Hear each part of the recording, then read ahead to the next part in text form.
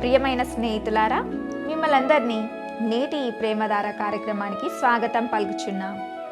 ఈ బైబిల్ అధ్యయనాల ద్వారా ఆధ్యాత్మికంగా లోతైన సత్యాలను నేర్చుకుంటూ మీరందరూ దినదినము దేవునిలో ఎదుగుతూ ఉన్నారని తలస్తున్నాం. ఇక నేటి నుండి మనము క్రొత్త నిబంధనలోని మొదటి పుస్తకమైన మత్తయి సువార్త అధ్యయనాలను ప్రారంభించుకోబోతున్నాం. నేటి ఈ పాఠంలో మనము మత్తయి సువార్త యొక్క ఉపోద్ఘాతాన్ని, అందులోని విశేషాలను వివరంగా తెలుసుకుంటాం. ఇక అందులో ఇమిడి ఉన్న విషయాలను శ్రద్ధగా గ్రహిద్దామా?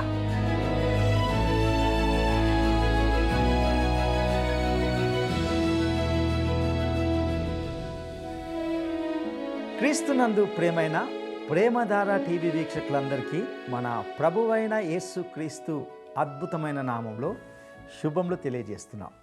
నేటి నుండి మనము మత్తయి సువార్తను ధ్యానించుకోబోతున్నాం.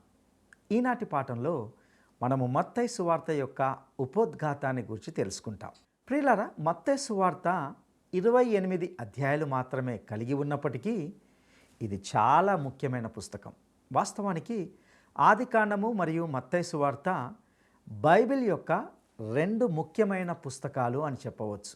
ఈరోజు మనము మత్తయి సువార్తకు వస్తున్నప్పుడు పాత నిబంధన మరియు క్రొత్త నిబంధన మధ్య ఉన్న అంతరాన్ని తగ్గించాలని అనుకుంటున్నాను. ఎందుకంటే క్రొత్త నిబంధనను అభినందించడానికి మరియు సరైన అవగాహన కలిగి ఉండడానికి దాదాపు 400 సంవత్సరాల ఈ కాలం గురించి కొంత తెలుసుకోవడం ఎంతో అవసరం. ఇది నెహెమ్యా మరియు మలాకీ ప్రవక్తల రోజులకు మరియు బెత్లెహేములో యేసుక్రీస్తు జననానికి మధ్య ఉన్న కాల వ్యవధి. ప్రియులారా, ఇక్కడ గమనించండి, మలాకీ ప్రవచించిన తర్వాత పరలోకం పూర్తిగా నిశ్శబ్దమైపోయింది. ఒక మాటలో చెప్పాలంటే దేవుని నుండి వచ్చే మాటల ప్రసారాలు 400 సంవత్సరాలు పూర్తిగా ఆగిపోయాయి.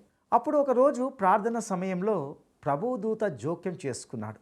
జకర్యా అనే యాజకుడు యెరూషలేము దేవాలయంలోని బలిపీఠం వద్ద నిలబడి ఉన్నాడు. ప్రభువైన యేసుకు ముందు దూతగా వచ్చిన బాప్టిస్మమిచ్చు యోహాను జననం గురించి దేవదూత ఒక ప్రకటన ఇచ్చాడు. మత్తయి సువార్తలో బాప్టిస్మమిచ్చు యోహాను ఎంత ముఖ్యమైన వాడో మనము తర్వాత చూస్తాం. అయితే ఇక లేఖనాల విషయానికి వస్తే ఇది నిశ్శబ్ద కాలం అయినప్పటికీ ఈ 400 సంవత్సరాల కాలంలో చాలా జరిగిందని మనం కనుగొంటాం. ఈ నిశ్శబ్ద కాలము ఈ ప్రజల చరిత్రలో ఉత్కంఠభరితమైనదిగా మరియు ఉత్తేజకరమైన సమయంగా మరియు అదేవిధంగా అనేక విధాలుగా ఇది విషాదకరమైన సమయం అని కూడా చెప్పవచ్చు. ఒకవైపు యూదా అంతర్గత పరిస్థితి ఒక తీవ్రమైన పరివర్తనను చవిచూసింది. ఈ కాలంలో ఒక క్రొత్త సంస్కృతి, విభిన్న సంస్థలు మరియు తెలియని సంస్థలు ఉద్భవించాయి. మరియు ఈ క్రొత్త విషయాలు చాలా మనకు క్రొత్త నిబంధనలో కనిపిస్తాయి. పాత మరియు క్రొత్త నిబంధనల మధ్య విరామంలో ప్రపంచ చరిత్ర అద్భుతమైన పురోగతి సాధించింది. మాదీయ పారసీక సామ్రాజ్యము ఆధిపత్య శక్తిగా ఉన్న స్థితిలో పాత నిబంధన ముగిసింది. అప్పటికి ఐగుప్తు కూడా ప్రపంచ రాజకీయాల్లో లెక్కించదగిన శక్తిగా ఉండింది. పాత క్రొత్త నిబంధనల మధ్య విరామంలో ఈ 2 అత్యుత్తమ దేశాలు ఒక్కసారి కనుల నుండి కనుమరుగయ్యాయి. ప్రపంచ ఆధిపత్యము తూర్పు నుండి పడమరకు, అనగా ప్రాచ్యం నుండి పాశ్చాత్యానికి, ఆసియా నుండి ఐరోపాకు మరియు మాదీయ పారసీకం నుండి గ్రీసుకు మారింది. ఇక క్రొత్త నిబంధన ప్రారంభమైనప్పుడు ఒక క్రొత్త శక్తి అనగా రోము ప్రపంచ పాలకుడిగా ఉండింది. కొన్ని ముఖ్యమైన తేదీలను పరిశీలించడం ద్వారా ఈ గొప్ప పరివర్తన కాలాన్ని స్థూలంగా మనము అవగాహన చేసుకోవచ్చు. ఎందుకంటే చరిత్రకారుల మధ్య తేదీల విషయంలో కొంత భిన్నాభిప్రాయాలు ఉన్నందున ఈ తేదీలను సుమారుగా ఉన్న కాలంగా పరిగణించాలని కోరుతున్నాను. ఇక వాటిని గమనిద్దాం. క్రీస్తు పూర్వము 480వ సంవత్సరంలో పర్షియన్ రాజైన అహేశ్వరోషు థర్మోపైలే అనే ఒక ఇరుకైన పర్వత మార్గం వద్ద గ్రీకులపై విజయం సాధించాడు. కానీ అతడు సలామిస్ యుద్ధంలో ఓడిపోయాడు. వాస్తవానికి అతన్ని ఓడించింది మనుషులు కాదు, తుఫాను. ఇదే ప్రపంచ ఆధిపత్యం కోసం తూర్పు యొక్క చివరి ప్రయత్నమై ఉన్నది. ఇక క్రీస్తు పూర్వము 333వ సంవత్సరంలో దానియేలు గ్రంథములో దానియేలు 8వ అధ్యాయంలో నమోదు చేసిన విధంగా పశ్చిమం నుండి ఆ మేక వచ్చింది. ఇది అలెగ్జాండర్ ద గ్రేట్ మహాచక్రవర్తిని సూచిస్తుంది. గొప్ప కొమ్ము ఉన్న మేక. అతడు ఐక్య గ్రీకు దళాలను ఇస్సూస్లోని పర్షియన్లపై విజయం వైపు నడిపించాడు. ఇక క్రీస్తు పూర్వము 332వ సంవత్సరంలో అలెగ్జాండర్ ద గ్రేట్ మహాచక్రవర్తి యెరూషలేమును సందర్శించాడు. తన గురించి ప్రస్తావించిన దానియేలు ప్రవచనాన్ని అతనికి చూపించడం జరిగింది. అందుకే అతడు యెరూషలేమును ధ్వంసం చేయకుండా విడిచిపెట్టాడు. అతడు విడిచిపెట్టిన అతి కొద్ది నగరాల్లో యెరూషలేము ఒకటి. ఇక క్రీస్తు పూర్వము 323వ సంవత్సరంలో అలెగ్జాండర్ పర్షియాలోనే మరణించాడు. వాస్తవానికి అతడు తన సామ్రాజ్య స్థానాన్ని అక్కడికి తరలించాలని అనుకున్నాడు. అయితే అతని మరణం తర్వాత తూర్పు మరియు పశ్చిమ ప్రపంచ సామ్రాజ్యము అతని 4 సైన్యాధిపతుల మధ్య విభజించబడింది. ఇక క్రీస్తు పూర్వము 320వ సంవత్సరంలో యూదయాను టోలెమీ సోటర్ అనే వ్యక్తి ఈజిప్టులో విలీనం చేశాడు. అదేవిధంగా క్రీస్తు పూర్వము 312వ సంవత్సరంలో సెల్యూకస్ సిరియా అయిన సెల్యూసిడ్ సామ్రాజ్యాన్ని స్థాపించాడు. అతడు యూదయాను ఆక్రమించుకోవడానికి ప్రయత్నించాడు. తద్వారా యూదయ, సిరియా మరియు ఐగుప్తుల మధ్య యుద్ధభూమిగా మారింది. ఈ చిన్న దేశము ఒక మధ్యస్థ రాజ్యంగా పరిణమించింది. ఇక క్రీస్తు పూర్వము 203వ సంవత్సరంలో యాంటియోకస్ ద గ్రేట్ యెరూషలేమును స్వాధీనం చేసుకున్నాడు మరియు యూదయ, సిరియా ప్రభావంలోకి వెళ్ళింది. అదేవిధంగా క్రీస్తు పూర్వము 170వ సంవత్సరంలో యాంటియోకస్ ఎపిఫెనస్ యెరూషలేమును స్వాధీనం చేసుకొని ఆలయాన్ని అపవిత్రం చేశాడు. దానియేలు గ్రంథము 8వ అధ్యాయము 9వ వచనంలో అతడు చిన్న కొమ్ము అని పిలువబడ్డాడు. అతన్ని యూదు చరిత్ర యొక్క నీరో అని కూడా పిలుస్తారు. ఇక క్రీస్తు పూర్వము 166వ సంవత్సరంలో యూదయ యాజకుడైన మత్తీయ సిరియాపై తిరుగుబాటు లేవనెత్తాడు. ఇది మక్కబీయుల కాల ప్రారంభం. బహుశా ఇస్రాయేలు దేశము ఈ కాలంలో అనుభవించినంతటి బాధలను మరెప్పుడు అనుభవించి ఉండదు. అలాగే ఈ సమయంలో వారు ప్రదర్శించినంతటి వీరత్వాన్ని మరెప్పుడు ప్రదర్శించి ఉండరు. సుక్తే అనే అర్థం వచ్చే పేరు కలిగిన జూడస్ మక్కబిస్ ఆ తిరుగుబాటును సంఘటితం చేసిన నాయకుడు. ఇక క్రీస్తు పూర్వము 63వ సంవత్సరంలో రోమన్ అయిన పాంఫే యెరూషలేమును స్వాధీనం చేసుకున్నాడు మరియు ఇస్రాయేలు ప్రజలు క్రొత్త ప్రపంచ శక్తి పాలనలోకి వెళ్ళారు. యేసు జన్మించిన సమయంలో మరియు క్రొత్త నిబంధన కాలంలో వారు రోమా ప్రభుత్వం కింద ఉన్నారు. క్రీస్తు పూర్వము 40వ సంవత్సరంలో రోమన్ సెనేట్ హేరోదును యూదయకు రాజుగా నియమించింది. ఇంతకంటే దుష్ట కుటుంబం లేదా వ్యక్తి ఎప్పుడూ లేడు. భయంకరమైన మాఫియా గురించి మాట్లాడవచ్చు, కానీ ఈ కుటుంబం వారందరినీ మించిపోతుందని చెప్పవచ్చు. క్రీస్తు పూర్వము 37వ సంవత్సరంలో హేరోదు యెరూషలేమును స్వాధీనం చేసుకొని మక్కబీయుల రాజు యాజకులలో చివరివాడైన యాంటిగోనస్ను చంపాడు. క్రీస్తు పూర్వము 31వ సంవత్సరంలో కైసరు ఔగుస్తు రోమా చక్రవర్తి అయ్యాడు. ఇక అదేవిధంగా క్రీస్తు పూర్వము 19వ సంవత్సరంలో హెరోదియా ఆలయ నిర్మాణము ప్రారంభమైంది. మన ప్రభువు జన్మించినప్పటి నుండి మరియు క్రొత్త నిబంధన కాలంలో కూడా ఈ భవన నిర్మాణము చాలా కాలము కొనసాగుతూ వచ్చింది. ఇక క్రీస్తు పూర్వము 4వ సంవత్సరంలో మన ప్రభువైన యేసు బెత్లెహేంలో జన్మించాడు. ప్రియులారా, పాత క్రొత్త నిబంధనల మధ్యకాలంలో వారు ఎదుర్కొన్న అనుభవాల కారణంగా యూదా దేశపు అంతర్గత జీవితంలో సమూల మార్పులు సంభవించాయి. బబులోను చెర అనంతరం వారు విగ్రహారాధనను విడనాడి ధర్మశాస్త్ర సంబంధిత పవిత్రతను సాధించడం కోసము తీవ్రంగా శ్రమించడం వైపు మళ్ళారు. ఆ ధర్మశాస్త్రమే వారికి చివరికి ఒక విగ్రహంగా మారిపోయింది. వారి దైనందిన సంభాషణలో ప్రాచీన హీబ్రూ స్థానంలో అరామిక్ భాష వచ్చింది. అయినప్పటికీ వారి సమాజ మందిరాల కోసము హీబ్రూ భాషను నిలుపుకున్నారు. చెర తర్వాత సమాజ మందిరము ఉనికిలోకి వచ్చినట్లు తెలుస్తుంది. యూదయలోను ప్రపంచంలో వారు వెళ్ళిన మరెక్కడైనా సరే అది వారి జీవితానికి కేంద్ర బిందువుగా మారింది. అంతేకాకుండా ఈ ప్రజల మధ్య కొన్ని వర్గాలు ఆవిర్భవించాయి. వీటి ప్రస్తావన క్రొత్త నిబంధనలో కనిపిస్తుంది, కానీ పాత నిబంధనలో మాత్రము వీటి గురించి కనీసం ఎక్కడా మనకు వినబడదు, కనబడదు. ఇక అవేమిటో గమనిద్దాం. ఒకటి, పరిసయ్యులు అనగా ఆధిపత్య పార్టీ. వారు అన్ని విదేశీ ప్రభావాలకు వ్యతిరేకంగా యూదుల జీవన విధానాన్ని రక్షించడానికి ఉద్భవించారు. వారు పాత నిబంధనను విశ్వసించే కఠినమైన చట్టవాదులు. వారు రాజకీయాల్లో జాతీయవాదులు మరియు రాజ్యాన్ని దావీదు వంశానికి పునరుద్ధరించాలని కోరుకున్నారు. కాబట్టి వారు మత రాజకీయ పార్టీ అని చెప్పవచ్చు. ఈరోజు మనము వారిని వేదాంత పరంగా మరియు రాజకీయంగా ఉన్నవారిగా పిలుస్తాం. ఇక రెండవ వర్గము సద్దుకయ్యులు సంప్రదాయాన్ని వదిలించుకోవాలనుకునే ధనవంతులు మరియు సామాజికంగా ఆలోచించే వారితో రూపొందించబడ్డారు అన్నట్లుగా.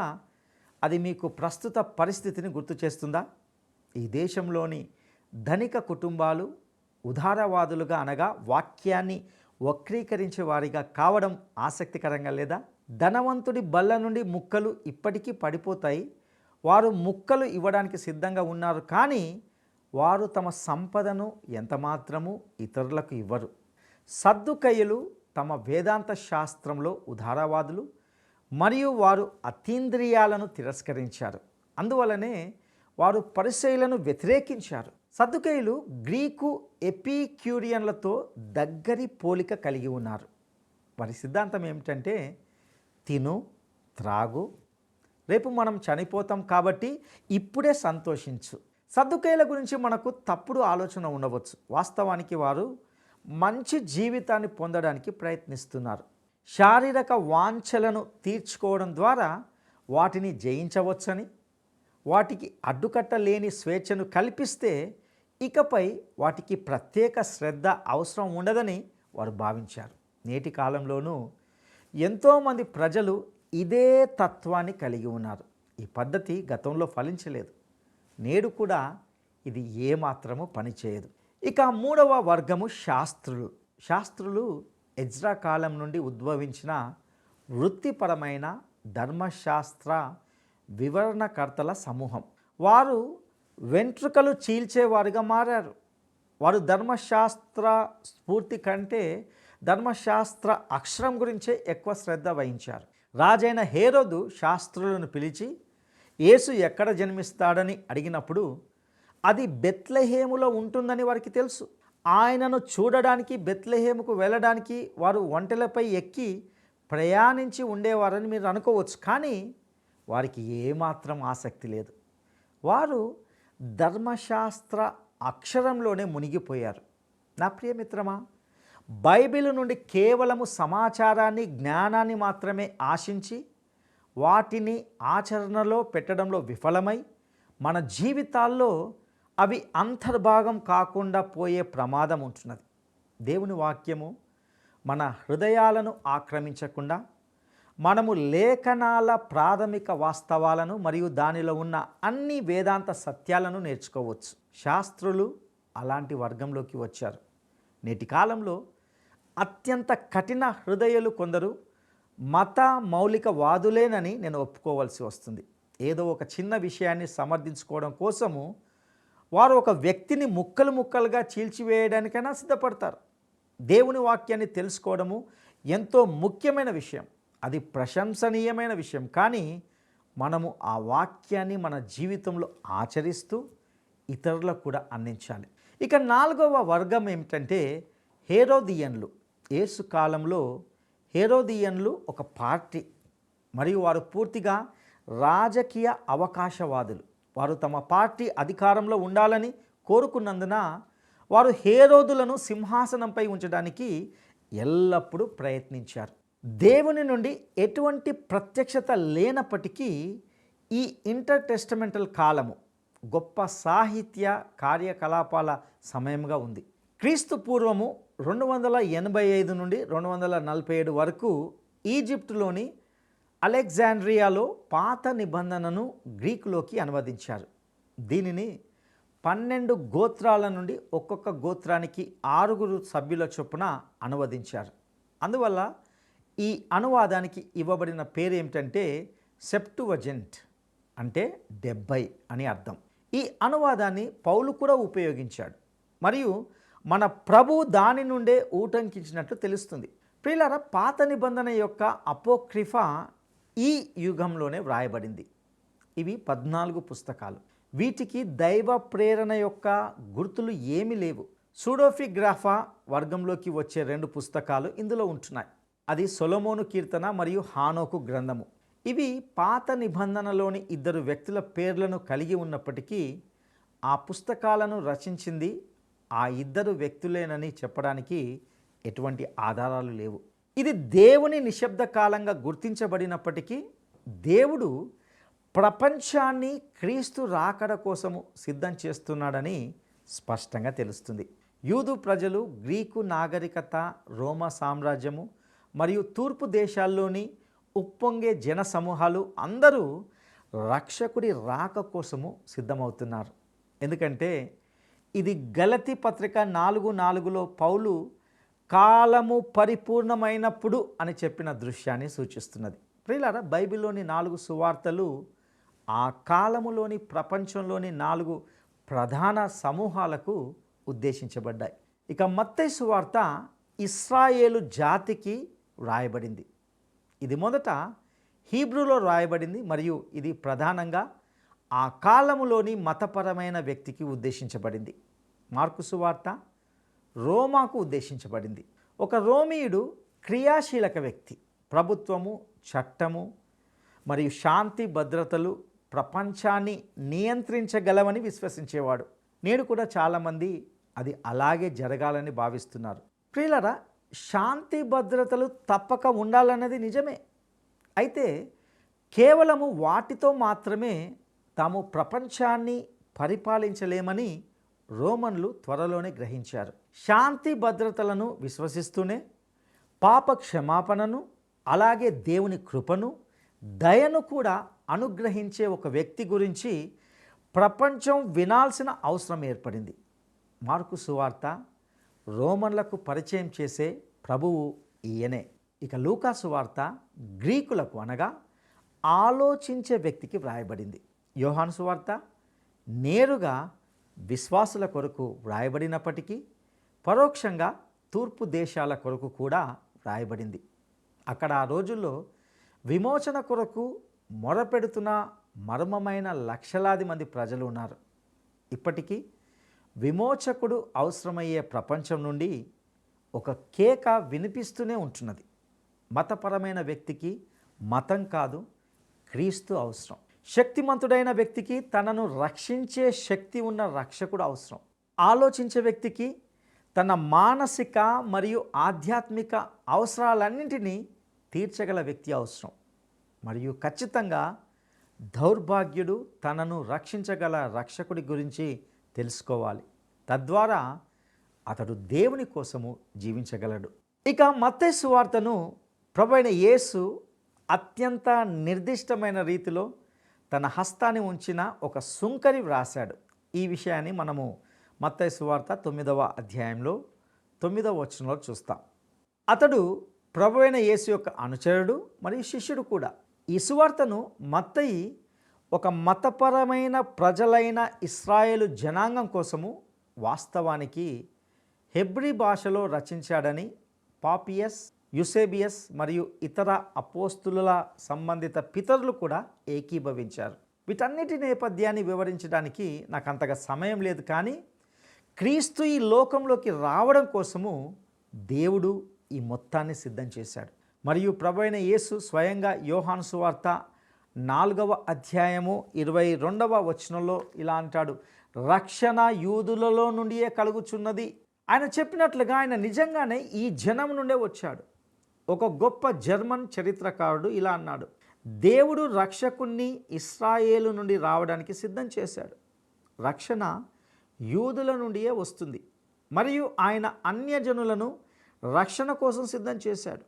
ఎందుకంటే వారు నశించిపోయి రక్షణ కొరకు అవసరంలో ఉన్నారు. ప్రియులారా, ఈ అద్భుతమైన పుస్తకము బైబిల్లో ఒక కీలకమైన పుస్తకం. ఎందుకంటే ఇది పాత నిబంధనలోకి తిరిగి వెళ్ళి మరే ఇతర పుస్తకం కంటే ఎక్కువ పాత నిబంధన ప్రవచనాలను ఇది సేకరిస్తుంది. ఇది మొదట యూదుల కోసం రాయబడింది కాబట్టి ఇది అలా చేస్తుందని ఎవరైనా ఊహించవచ్చు. కానీ ఆ తర్వాత ఇది ఇతర సువార్తలన్నిటికంటే క్రొత్త నిబంధనలోకి మరింత లోతుగా వెళ్తుంది.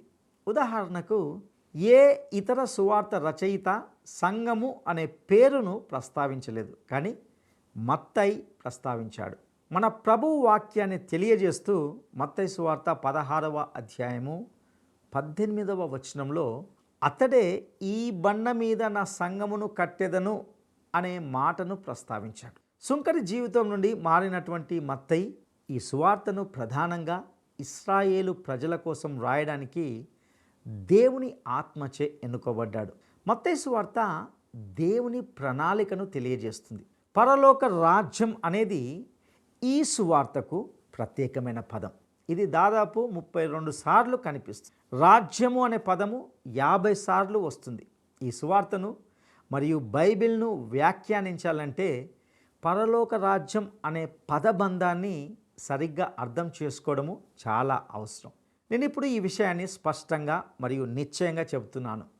రాజ్యము మరియు సంఘము ఒకటి కాదు, అవి పర్యాయ పదాలు కూడా కావు. సంఘము రాజ్యంలో ఉన్నప్పటికీ వాటి మధ్య చాలా తేడా ఉంది. ఉదాహరణకు నేనున్నటువంటి హైదరాబాదు తెలంగాణ రాష్ట్రంలో ఉంది, కానీ హైదరాబాదే తెలంగాణ రాష్ట్రం కాదు. మీరు విభేదిస్తే ఇతర ప్రజలను అడగండి, తెలంగాణ భారతదేశం కాదు కానీ అది భారతదేశంలో ఉంది. బయటి దేశస్తులు అది భారతదేశం అని అనుకోవచ్చు, కానీ అది కాదు, ఇది దానిలో ఒక భాగం మాత్రమే. అదేవిధంగా సంఘము అనేది ఆ రాజ్యంలోనే ఉంది.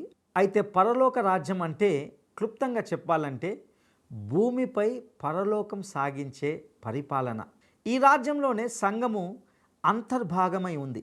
అయితే వేదాంతవేత్తలు ఈ విషయాన్ని గందరగోళమయం చేశారని, నిస్సందేహంగా దీనిని అత్యంత సంక్లిష్టమైన అంశంగా మార్చివేశారని నాకు తెలుసు. నాలాంటి సామాన్య బోధకులు ఒక సరళమైన వివరణను రూపొందించుకోవాల్సి ఉంటుంది. ఆ వివరణ ఇదే: పరలోక రాజ్యం అంటే భూమిపై పరలోకం యొక్క పరిపాలన అని అర్థం. ఈ సువార్త ఎవరికైతే ఉద్దేశించబడిందో ఆ యూదులు ఈ పదాన్ని ఈ విధంగా అర్థం చేసుకున్నారు. పరలోకం నుండి ఒక రాజు వచ్చి పరలోక ప్రమాణాలతో కూడిన ఒక రాజ్యాన్ని ఈ భూమిపై స్థాపించడానికి సంబంధించిన పాత నిబంధన ప్రవచనాలన్నింటి సారాంశమే ఈ పరలోక రాజ్యం. వారికి పదం క్రొత్తదేమి కాదు. ప్రియులారా, పరలోక రాజ్యం అనేది ఈ సువార్త యొక్క ఇతివృత్తం. ఆ రాజ్యాన్ని భూమిపై స్థాపించబోయేవాడు ప్రభువైన యేసు. ఈ రాజ్యము అత్యంత ప్రాముఖ్యమైనది. మత్తయి సువార్తలో ఈ రాజ్యానికి సంబంధించి 3 ప్రధాన ఉపదేశాలు ఉన్నాయి. ఒకటి కొండ మీది ప్రసంగం, అదే ఆ రాజ్యపు నియమం. ఆ దినమున అమలు చేయబడే వాటిలో ఇది కేవలం ఒక పాక్షిక జాబితా మాత్రమేనని నేను భావిస్తున్నాను. 2 మర్మ సంబంధిత ఉపమానాలు. మత్తయి సువార్త 13వ అధ్యాయంలో ఉన్న ఈ ఉపమానాలు దేవుని రాజ్యానికి సంబంధించినవి. పరలోక రాజ్యము విత్తనాలు విత్తేవానిలా ఉంటుందని, ఆవగింజలా ఉంటుందని, ఇలా అనేక విధాలుగా ఉంటుందని మన ప్రభువు మనకు తెలియజేస్తున్నాడు. 3వదిగా ఒలీవ ప్రసంగం. ఇది భూమిపైనే రాజ్యం స్థాపించబడడాన్ని ఆశిస్తుంది. ప్రియులారా, మత్తయి సువార్తలో పరలోక రాజ్యం అనే పదము ప్రగతిశీల పదం అని తెలుస్తుంది. ఇది మనము చూడడం చాలా ముఖ్యం. మత్తయి సువార్తలో ఒక కదలిక లేదా చలనం ఉంది. మనము దానిని గమనించకపోతే మనము సువార్తనే పూర్తిగా కోల్పోయినట్లుగా అవుతుంది. అది ఒక ఫ్రీవేపై ఒక మలుపును గమనించకపోవడం లాంటిది. ప్రియులారా, నీవు దానిని గమనించకపోతే నీవు ఇబ్బందులు పడతావు. కాబట్టి ఈ అద్భుతమైన సువార్తలోని చలనాన్ని మనము గమనించకపోతే మనము ఇందులోని చాలా ముఖ్యమైన దానిని కోల్పోయినట్లే అవుతుంది. ఈ సువార్త ఆది కాండమును చాలా వరకు పోలి ఉంటుంది. అవి బైబిల్లోని 2 ముఖ్యమైన పుస్తకాలు మరియు మీరు వాటిని ఆలోచించి అర్థం చేసుకోగలిగేలా ఈ 2 పుస్తకాలతో మీకు తగినంత పరిచయం ఉండాలని నేను కోరుకుంటున్నాను. నేను మీకు ఈ పుస్తకంలోని అధ్యాయాల వారీగా వివరిస్తాను. ఆది కాండమును ఆలోచించి అర్థం చేసుకోండి. ఆ తర్వాత మత్తయి సువార్తను ఆలోచించి అర్థం చేసుకోండి. అధ్యాయం వారీగా తీసుకోండి. మొదటి అధ్యాయము అది దేని గురించి, 2వ అధ్యాయము అది దేని గురించి చెబుతుంది అని ఆలోచించండి. మీరు మత్తయి అధ్యాయాలను నేర్చుకోవాలని నేను సూచిస్తున్నాను. తద్వారా వాటిలోని కదలికను మీరు కోల్పోకుండా ఉంటారు. ఇక ఇప్పుడు మత్తయి సువార్తను విభజించడానికి ఒక పద్ధతిని నేను మీకు తెలియజేయాలని అనుకుంటున్నాను. నేను కాస్త భిన్నమైన విభజన విధానాన్ని అనుసరిస్తాను, కానీ ఇది ఆ గ్రంథాన్ని లోతుగా అర్థం చేసుకోవడానికి మీకు ఖచ్చితంగా సహాయపడుతుంది. ప్రియులారా, బైబిల్ను అర్థం చేసుకోవాలంటే మత్తయి సువార్తను తెలుసుకోవడం ఎంతో ముఖ్యం. దీనిని ఈ విధంగా అర్థం చేసుకోవచ్చు. 1, రాజు యొక్క వ్యక్తిత్వం. 1, 2 అధ్యాయాలు. ఇక 2, రాజు యొక్క సన్నద్ధత. 2వ అధ్యాయము 1వ వచనం నుండి 4వ అధ్యాయము 16వ వచనం వరకు. 3, రాజు యొక్క సందేశం. 4వ అధ్యాయము 17వ వచనం నుండి 9వ అధ్యాయము 35వ వచనం వరకు. ఇక 4వదిగా రాజు యొక్క కార్యాచరణ. 9వ అధ్యాయము 36వ వచనం నుండి 16వ అధ్యాయము 20వ వచనం వరకు. 5వదిగా రాజు యొక్క శ్రమలు. 16వ అధ్యాయము 21 నుండి 27వ అధ్యాయము 66వ వచనం వరకు. 6వదిగా రాజు యొక్క అధికారం. దీనిని 28వ అధ్యాయంలో చూస్తాం. ప్రియ సహోదరుడా, సహోదరి, ఇంతవరకు మనము మత్తయి సువార్తకు సంబంధించిన చక్కటి ఉపోద్ఘాతాన్ని గురించి ఎన్నో విషయాలు తెలుసుకున్నాం. ఇట్టి విషయాలను ఆలోచిస్తూ వచ్చే పాఠం నుండి ఈ సువార్తను క్రమబద్ధంగా అనేక సత్యాలను నేర్చుకుందాం. సర్వశక్తిమంతుడైన దేవుడు మీకు తోడై ఉండి నడిపించునుగాక. దైవాశీస్సులు. మత్తయి సువార్త ప్రధానంగా ఏ జాతి ప్రజలను ఉద్దేశించి వ్రాయబడింది? 1, రోమా జాతీయులకు. 2, ఇశ్రాయేలు జాతీయులకు. 3, గ్రీకు జాతీయులకు. నేటి ఈ సందేశం ద్వారా మత్తయి సువార్త యొక్క ఉపోద్ఘాతాన్ని గూర్చి, అందులోని చారిత్రక నేపథ్యాన్ని గూర్చి, అందులో ఇమిడి ఉన్న అనేక లోతైన విలువైన ఆధ్యాత్మిక సత్యాలను నేర్చుకున్నారని, అవి మీ ఆధ్యాత్మిక జీవితాలకు దోహదకరంగా ఉన్నాయని తలస్తున్నాం. మరింత లోతుగా దేవుని వాక్యాన్ని అధ్యయనం చేయడానికి యూట్యూబ్ ద్వారా కానీ యాప్ ద్వారా కానీ సందేశాలు వినవచ్చు. మీరు ఈ స్క్రీన్ మీద ఉన్న ఫోన్ నెంబర్ ద్వారా మమ్మల్ని సంప్రదించగలరు. మేము మీ కొరకు ప్రార్థిస్తున్నాం. దేవుడు మీకు తోడై ఉండునుగాక.